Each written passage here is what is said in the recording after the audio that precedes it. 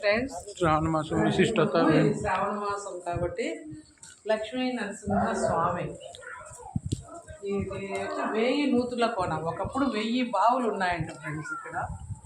అందుకని బావులు, నూతి అంటే బావి, అందుకని దీన్ని 1000 నూతుల కోన అంటారు. కానీ ఇప్పుడు అన్నైతే లేవు, కొన్ని ఉన్నాయి. ఇల్లు చూడండి, పచ్చని ప్రకృతి, చుట్టూ చెట్లు, చాలా బాగుంది ఫ్రెండ్స్ వాతావరణం. ఇది వరకు ఒకసారి వచ్చాము, ఇది రెండవసారి.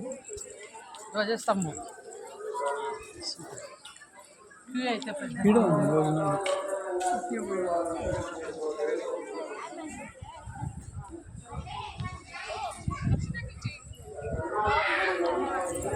స్వామిని తీసిన పైన